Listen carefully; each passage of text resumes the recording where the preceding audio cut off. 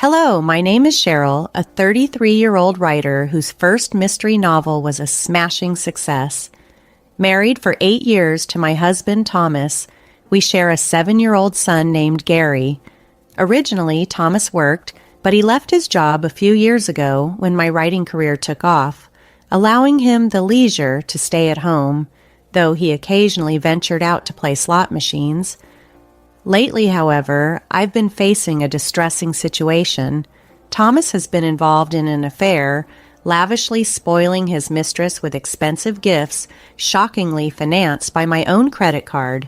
This betrayal, which I've endured for the sake of our son, has reached a point where I can no longer bear the strain. On a peculiar morning, Thomas dressed in a suit, an unusual choice given his current routine of unemployment. Curious, I asked him about it.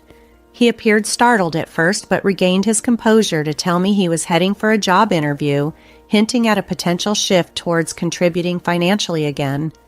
I wished him luck, sincerely hoping this marked a positive change. However, my trust wavered when he returned home at 2 a.m., leaving me awake and filled with doubts about the true nature of his outing. Working late to meet an upcoming deadline, my heart sank when Thomas staggered through the door well past midnight. He collapsed on the living room sofa, his suit reeking of alcohol and perfume, his smartphone loosely clutched in his hand, screen glaringly unlocked. Driven by a mix of suspicion and disbelief, I peered at his phone. The texts I saw confirmed the unthinkable. Thomas was having an affair. But the pain deepened as I realized his lover was none other than my close friend, Gloria. The messages revealed they had dined at a luxurious restaurant, known for its romantic night views, a place he had never taken me. The shock was like a physical blow. Tears clouded my vision as I grappled with the betrayal of two people I trusted deeply. Gloria, who was married herself, had always been a confidant. In a quiet turmoil, not wanting to awaken Thomas, I quickly forwarded the incriminating evidence to my own phone to safeguard it. I needed time to think, to plan my next steps carefully. The following morning, as if nothing had happened, Thomas carried on with his usual demeanor. I approached him casually. "Hey, Thomas, about yesterday. You said you had an interview but came home quite late. What happened?" He averted his eyes, clearly searching for an excuse. "Actually, I ran into a friend after the interview and we ended up going for a drink," he muttered. "A friend? Someone I don't know?" I probed, though I already knew the answer. "I don't have to explain everything, do I?" He snapped back. "Yeah, you're right," I replied, a mix of frustration and resignation settling in. His evasion confirmed my worst fears about his ongoing deceit with Gloria. A month after uncovering the painful truth about my husband Thomas's affair, I was still wrestling with indecision. The reality of confronting him loomed large. Doing so could very well spell the end of our marriage. Under different circumstances, I might have already presented him with the evidence and filed for divorce. However, our son Gary, only 7 years old, was my primary concern. I couldn't bear the thought of tearing his father away from him at such a tender age. Meanwhile, Thomas seemed to exploit my busy schedule. He began leaving the house more often, with my days consumed by writing in my room. Although this hurt, it also presented an unexpected opportunity to gather more evidence of his infidelity. During one of his outings, I sifted through his belongings and discovered a collection of receipts for luxury women's items, none of which were found in our home, nor had they been gifted to me. It was clear he was purchasing these for Gloria, but the source of the funds was baffling. He had no job and was living off the allowance I provided, which left no room for such extravagant expenses. Driven by a need to uncover more, I decided to follow him. But first, I needed someone to look after Gary. I called my brother, who was unaware of the situation. "I'm sorry for calling you over so suddenly," I apologized when he arrived. "No, I don't mind, but what's up?" "You suddenly said you want me to look after Gary?" he inquired with a puzzled look. There's something I really need to go shopping for on my own, I explained, crafting a cover story. Shopping? You've never been materialistic. You usually shop online, he observed, clearly skeptical. I know, I replied, feeling a twinge of guilt for the deception, but knowing it was necessary to protect my family and uncover the full extent of Thomas's betrayal. In the chill of an early morning, with my heart weighed down by doubt, I asked my brother for a favor. I need to pick something up from a store today, something I can't order online. Can you watch Gary for a bit? I tried to keep my voice light, hiding the real reason behind my urgent need to leave the house. Of course, but try to come back soon, okay? Gary might start missing you, my brother responded, concern evident in his tone. Thanks so much, I said, my gratitude genuine despite the turmoil swirling inside me. With my brother's unwitting assistance, I was free to pursue the truth about Thomas's activities. Blending into the crowd, I followed Thomas from a safe distance, my heart sinking further with each step he took toward his destination. My worst fears were confirmed when I spotted him, cozy and carefree, strolling into an upscale boutique arm in arm with Gloria. Witnessing their intimacy firsthand was a harsh blow.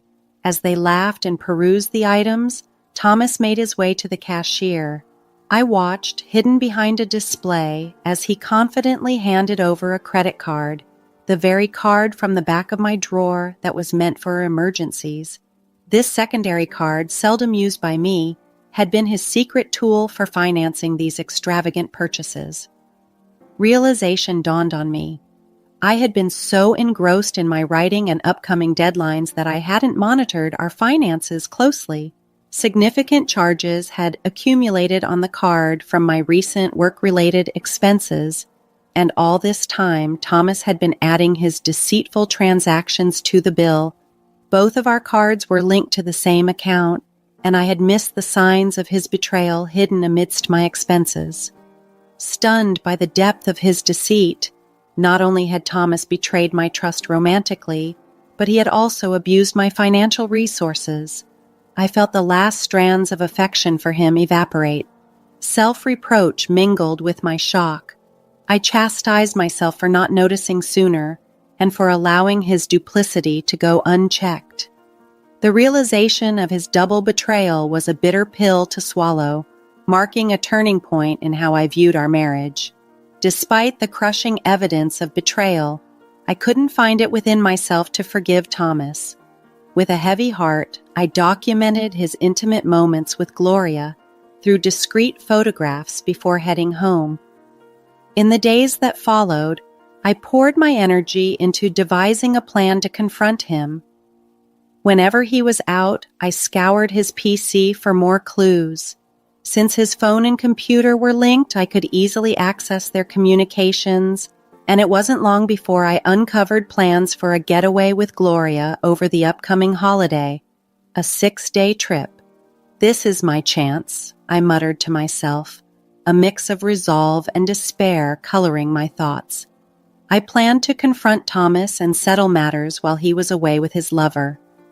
However, I faced a significant obstacle: our son, Gary. I needed to ensure he remained shielded from the painful truth of his father's affair, and executing my plan without him getting wind of any details would be tricky. Reluctantly, I decided to seek help from my brother once more. I hate to ask, but can you look after Gary during the upcoming holidays? I inquired, trying to sound casual. The holidays? You mean all 6 days? He asked, his voice laced with suspicion. Yes, I have something important to handle, I replied, trying to mask my anxiety. Something important, huh? He eyed me with a look that suggested he knew more than I had shared. His next words caught me off guard. Cheryl, you don't have to handle everything by yourself. What do you mean? I asked, my voice barely a whisper. Thomas is cheating, isn't he? He said bluntly. My heart skipped a beat. How did you? I stammered, but he cut me off. I heard it from Gary, he said gently. Gary, my son, knew? Even though he was just a child, it appeared he had picked up on enough to realize something was amiss. He had seen his father getting close to someone who wasn't me, and it had upset him. My brother's revelation was a stark reminder of how sensitive and observant children can be, even at a young age. It seemed Gary had sensed the tension and sadness in our home, further complicating the emotional landscape of our family. I had thought I was shielding Gary well from the turmoil at home. Why? My brother pressed gently, his words cutting through my defenses. Thomas's actions have hurt you enough for even Gary to notice. Are you considering staying with him? As I wrestled with the implications of a divorce, fearing it would deeply affect Gary, my son unexpectedly walked into the room. "It's okay, Mom. I'm on your side," he said, his young voice resolute. "I don't want anyone who makes you sad, Mom. As long as I have you, I'm fine." His words, so mature for his age, brought tears to my eyes. "Thank you, Gary," I managed, my voice thick with emotion. Turning to my brother, I added, "And thank you too." Bolstered by the support of my son and brother, I found the courage to face what needed to be done. Gary and I began to plan our move, timing it for when Thomas would be away on his trip with Gloria. My brother aided us in packing discreetly, ensuring everything was ready for a swift departure. The evening before Thomas was set to leave, I decided it was time to confront him directly. I found him packing a suitcase in our bedroom. "Thomas, why are you packing a suitcase? What's going on?" I asked, feigning ignorance. "Oh, this? I'm going on a trip with some friends starting tomorrow," he replied, avoiding my gaze. "A trip? Why didn't you mention this earlier?" I probed, pushing for more details. "It was a last-minute plan. Nothing serious. I'm using my monthly allowance for it," he said dismissively, his tone suggesting he wanted to end the conversation. Despite his discomfort, he continued to mask the truth. I took a deep breath, and in a calm, determined voice that I rarely used, I asked, "Are you sure it's just with your friends?" Thomas visibly tensed, his shoulders twitching with nerves. Despite his obvious unease, he stubbornly clung to his lie. "You're insistent, aren't you?" he stammered. "All right, I understand. Enjoy your trip with your friends," I said, the irony not lost in my tone. "I would have enjoyed it anyway," he muttered. But the assurance in his voice was forced. With everything laid bare, I knew what needed to be done. My brother, my son, and my resolve had set the stage for a new beginning, free from deceit. Even though you didn't bring it up, it's essential to be accountable. I stepped out of my husband's room, wrestling with my thoughts. Had he been truthful from the start, perhaps we could have parted ways amicably, discussing alimony and child support. Despite his betrayal, there was a time when my love for him was profound. He had been my rock when my novel failed to make an impact. I wanted to avoid harboring any real bitterness toward him, yet, under the current circumstances, I had to guard my heart, especially for my son's sake and my future. It was clear that the time had come for me to make a decisive move. There was no reason to hold back any longer, especially after uncovering more of his deceit. The next morning, after he had left for his trip, I checked the drawer, and sure enough, he had taken my credit card again. I acted swiftly, calling the card company to report it lost and had it deactivated. When my son woke up, his eyes sparkled with excitement as he asked, "Mom, today's the day, right? The day we move to our new house?" Any lingering doubts I had evaporated in that moment. "Yes, Gary," I smiled, reassured by his enthusiasm. "I've canceled the credit card, and now it's time for us to start fresh in our new home." With my brother's assistance, the move was seamless. We transferred our belongings to our new home while my husband's things were sent elsewhere. The next day, as we settled into our new space with my son and brother, a profound sense of peace and anticipation for the future filled me. When my husband called, his voice came through the line hesitantly. "Hello, oh Cheryl, what is it? Well, this trip is turning out to be more expensive than I anticipated. Could you possibly send me some money?" I knew immediately that he was feeling the pinch financially because I had frozen the credit card. He was skirting around the real issue, his unauthorized use of the card, and his indirect request for money was irritating. "Did you budget for this trip on your own?" I asked calmly. "I'm sorry, but I can't lend you any money." His response carried a tone of frustration. "Don't be like that. If you don't help me, I'll be the only one not enjoying this trip." "You mean you'll be the only one?" he corrected himself. His confusion was apparent even through the phone. "After all, you're on a trip. You want to show only the good parts, right? But sorry, the card you took is no longer valid, so you'll have to manage." "What are you talking about, Cheryl? What card?" He feigned ignorance. "Pretending not to know won't help," I countered, my voice firm. "You're panicking because you're saying things that don't make sense. I don't know anything about a card." "Enough," I exclaimed, my patience wearing thin. "I already know you've been cheating on me with my best friend Gloria. What did you think? That I had no idea? Are you kidding me? It's obvious." "No, it's not what you think. I'm not cheating," he tried to assure me, his voice desperate. I was furious that he continued to deny everything. Standing there with my brother and son next to me, all my pent-up fury erupted. "Stop making excuses. You had a family and you cheated with another woman. And to top it off, you've been using someone else's card. Do you even realize how despicable your actions are?" Cheryl, let's calm down for a moment," he tried to soothe, but it was too late. The truth was out and there was no turning back. "How can I remain calm when I'm dealing with the person I despise the most?" I seethed into the phone. "Just so you're aware, I have no intention of forgiving you or offering you any help. And as for her, she can take her chances elsewhere. Never show your face to Gary and me again." With those final words, I hung up on my husband. Moments later, his mistress Gloria called. "Hey, Cheryl, what on earth did you do?" "Ah, Gloria, long time no see. How's your trip going with my husband?" I asked, my voice laced with sarcasm. "Shut up and explain yourself. What are you talking about?" she snapped back.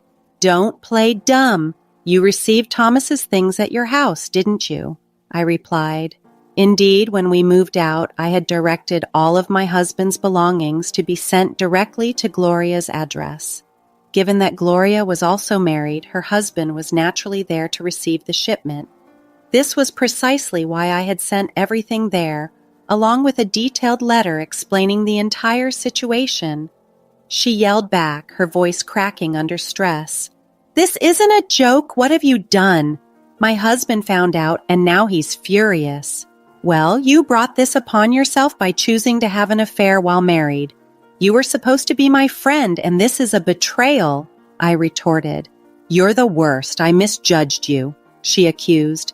"Excuse me, that's rich coming from you," I fired back. "My best friend having an affair with my husband? How could you expect any forgiveness?" "I didn't mean it seriously. It was just a joke. I would never actually be interested in someone like him," she tried to downplay. "I don't care if it was a joke or not. I'm filing for divorce anyway, and yes, you did have an affair. That's a fact. I'll never forgive you, and I'll be seeking significant compensation, so be prepared." "Compensation? What are you talking about?" "I didn't agree to anything like that," she protested.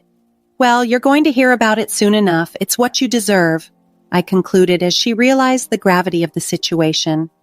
"I'm a housewife.